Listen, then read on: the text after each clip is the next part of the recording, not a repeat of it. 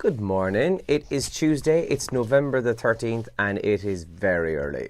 For the first time in ages, as you can see by the hat, I'm just being lazy today. For the first time in ages, I got up this morning and I am just wrecked. Like we often, Elaine and I kind of would say, oh, I'm tired today, or I'm this, I'm that and the other.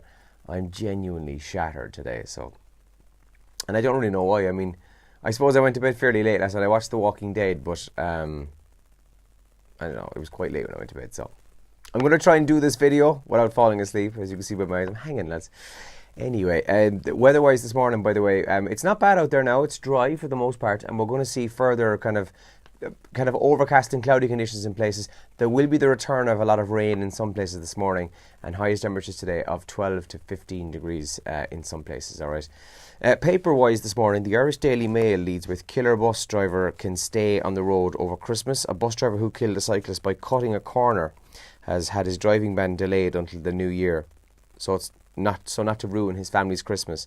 Well, he's ruined somebody else's family's Christmas though, hasn't he? That's on the front page of the Irish Daily Mail. And if you're interested, Adele rolling in the dash, how she spends her millions is inside the Irish Daily Mail this morning. The Examiner then leads with free parking in a bid to secure car bans. So this is all about Cork City and Patrick Street again and the ongoing issues they have with businesses and customers and so on. Well, now they're going to try and get free parking at night time. Suspect in landmarked dropped rape case dies. A man at the centre of the only rape investigation of its kind in this country has died. The DPP has decided not to bring the case to court as the accused was an identical twin with the same DNA profile as his brother. And Shane Ross chat sparks rumours Peter Casey will join the Independent Alliance. A 30-plus minute conversation between failed presidential candidate Peter Casey and the Transport Minister Shane Ross at the weekend has fuelled speculation he's about to join the Independent Alliance. That's in the Examiners of this morning. And the Irish Times then says common travel area protection not certain after Brexit, report warns. And fees of €400 to €450 are being considered for GP-run abortion services. So staff in certain maternity units are concerned with the lack of resources, and now GPs are set to receive fees of about 400 or 450 quid to take part in the government's new programme for the provision of abortion services. That's in the Irish Times this morning. Top trends that we're waking up to today. Whistleblower is the top trend in Ireland this morning. So the Maurice McKay programme on RT was on last night. I've recorded it now, so as I said, I watched The Walking Dead, so I didn't see it, but a lot of tweets about this last night. A lot. I'd be interested to see RT's viewing figures for this, actually. But that's the top trend in Ireland this morning. Stan Lee is trending. He died yesterday, aged 95. For those of you who don't know Stan Lee, I bet you do. You just don't know you do. Stan was the man. He's the co-creator of all the Marvel comics and the Marvel Universe. And I actually have the list of all the comics that he actually himself came up with and created. Where do I have it here? Things like Spider-Man, for instance. The Hulk, Iron Man, Spider-Man, Black Panther, Black Widow, Thor, X-Men and Fantastic Four, which was actually his first one. He's responsible for all of those. And of course, if you've seen any of the Marvel films like the Avengers or any of the ones I just mentioned, he actually has appeared in every single Marvel film since they began. And he'll probably be in the part 2 of the newest Avengers, which is out next year, I believe. I think he filmed that already. So very sad that he passed away. And you know what?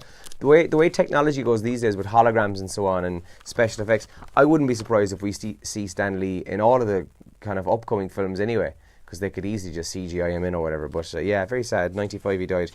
Science Week is also trending this morning, so it's running until November 18th. And there's loads of cool info and kind of mini experiments on the @Science Week Twitter. You can check out their website as well if you type in Science Week in Ireland. But what's brilliant is that a lot of these are child-friendly kind of experiments you can do at home with your kids. It's brilliant. So it's Science Week. And Detective Pikachu is also trending this morning. What? The first ever live-action Pokemon film is due to be out next year.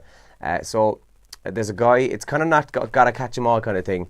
Pikachu is voiced by none other than Ryan Reynolds, Deadpool, another Marvel comic. So that'll be brilliant. I whether you're into it or not, I think Ryan Reynolds, anything he's in is hilarious because he doesn't take himself too serious. So yeah, he does the voice of Pikachu, and that's out next year. And actually, of note, it's not one of the top trends in Ireland, but you probably would have seen if you were on our page here last night. It's certainly below this video.